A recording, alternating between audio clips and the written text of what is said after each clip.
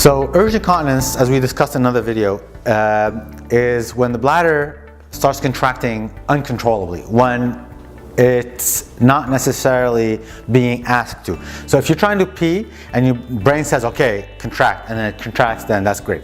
But the problem is that sometimes the bladder sort of does its own thing and starts contracting when, without you asking it to. So what are the solutions? Well, first-line therapies are considered like oral medications. For example, medications like Vesicare, or medications like oxybutynin, or newer medications like beta-3 adrenergic receptor agonists like Myrbetriq. That's another medication. Ultimately, the medications may work, and may work only for a time, and may not work. They may work, but they may have side effects. So some people, eventually they'll say, okay, I don't want to take those medications. Is there anything else? Well, there is. What we can do, and this is a pretty effective treatment, there's a couple of different treatments, procedures that can be done. One of them is Botox. So you know about Botox because everyone knows about Botox for cosmetic surgery, but it turns out that, guess what?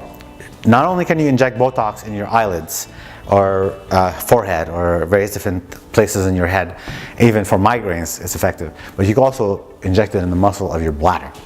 If we inject 20 pokes in the bladder of Botox, the whole thing lasts about a minute or two to actually perform, and it provides good relief in a lot of cases, because all of a sudden those contractions that are spastic, they're sort of spasms in the bladder that are contracting, they don't propagate throughout the bladder as well as they would without the Botox. So let's say, for example, a contraction started here in the bladder. Instead of the whole bladder going like this, well, then there'll be like several different interruptions.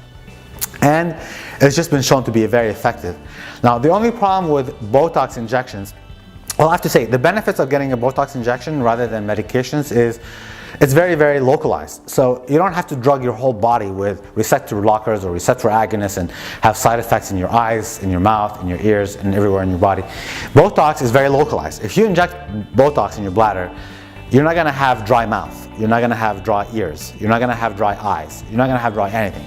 You're going to have a bladder that doesn't contract as much. So that's a huge plus. But what are the possible negative effects? Well, you do have to get Botox every 6 months. Unfortunately, Botox does not last forever.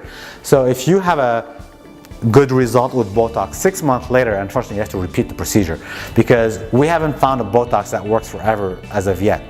Eventually the Botox wears out and you have to get another treatment, which means another visit to the urologist, another cystoscopy, another injection. It's not the end of the world, but it does take about an hour of your day to get it done, which is it's a procedure. So that's the biggest drawback.